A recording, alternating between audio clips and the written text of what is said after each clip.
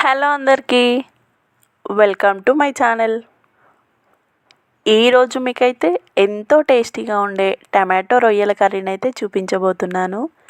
ఇదైతే వేడి వేడి రైస్లోకి కొంచెం వేసుకొని కాస్త ఆయిల్ వేసుకొని తిన్నామంటే టేస్ట్ అయితే చాలా బాగుంటుంది. తప్పకుండా ఒకసారి అయితే ట్రై చేయండి. అలాగే మన ఛానల్ని ఇంకా ఎవరైనా సబ్స్క్రైబ్ చేసుకోకపోతే సబ్స్క్రైబ్ చేసుకోండి.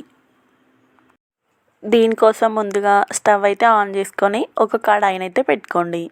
అందులో ఒక 2 టేబుల్ స్పూన్ వరకు ఆయిల్ని వేసుకొని ఆయిల్ కొంచెం హీట్ అయిన తర్వాత 1/2 టేబుల్ స్పూన్ మెంతులు, 1/2 టేబుల్ స్పూన్ జీలకర్ర, అదేవిధంగా 1/2 టేబుల్ స్పూన్ ఆవాలను అయితే వేసుకోండి. అవి కొంచెం వేగిన తర్వాత ఒక 10-12 మిర్చీలను చిన్నగా కట్ చేసుకొని వేసుకోండి. ఇందులోనే ఒక 2 మీడియం సైజ్ ఆనియన్స్ని కూడా చిన్నగా అయితే కట్ చేసుకొని వేసుకోండి. తర్వాత వీటినైతే ఒక 2 to 3 మినిట్స్ అయితే మంచిగా ఫ్రై చేసుకోండి.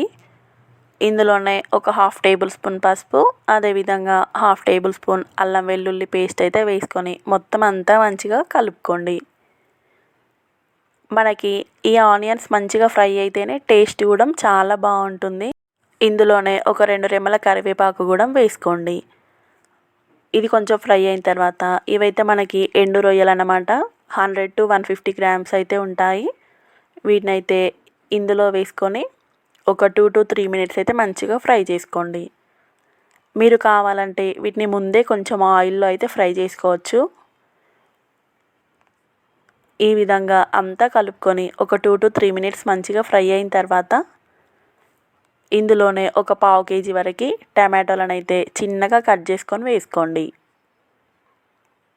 వేసుకొని ఈ మొత్తాన్ని అంతా మంచిగా కలిసేలాగా కలపండి. కలుపుకున్న తర్వాత రుచికి తగినంత సాల్ట్ని అయితే యాడ్ చేసుకొని ఒక 2-3 నిమిషాలు అయితే మూత పెట్టుకొని ఉడికించుకోండి. ఒక 3 మినిట్స్ తర్వాత మనకి టమాటో కాస్త అయితే మగ్గిపోయింది. ఇప్పుడు ఇందులోనే ఒక 1 టేబుల్ స్పూన్ వరకు కారంని అయితే యాడ్ చేసుకోండి. మనం ఆల్రెడీ పచ్చిమిర్చిని యాడ్ చేసాము కాబట్టి కారం కొంచెం తక్కువే వేసుకోండి. మీరు కావాలంటే మొత్తం పచ్చిమిర్చిని కూడా స్కిప్ చేసేసి మొత్తం కారంనే వేసుకోవచ్చు. 1/2 టేబుల్ స్పూన్ ధనియాల పౌడర్, అదేవిధంగా 1/2 టేబుల్ స్పూన్ మిరియాల పౌడర్ కూడా వేసుకోండి. వేసుకొని మరొకసారి మొత్తాన్ని మంచిగా అంతా కలపండి. ఇప్పుడు మరొకసారి మూత పెట్టుకొని ఇంకొక 5 మినిట్స్ మనము మంచిగా ఉడికించుకున్నామంటే సరిపోతుంది. మనకి ఈ టమాటోలో ఉన్న వాటర్ మొత్తం పోయి మంచిగా కర్రీ దగ్గరికి వచ్చే వరకు కూడా ఫ్రై చేసుకోవాలి. అప్పుడే మనకి టేస్ట్ చాలా బాగుంటుంది. మీరు కావాలంటే ఈ టమాటోలను ఇట్లా మంచిగా స్మాష్ కూడా చేసుకోవచ్చు. ఈ విధంగా మంచిగా ఫ్రై అయిపోయిన తర్వాత స్టవ్ అయితే ఆఫ్ చేసుకున్నామంటే మనకైతే ఎంతో టేస్టీగా ఉండే టమాటో రొయ్యల కర్రీ అయితే రెడీ అయిపోయింది.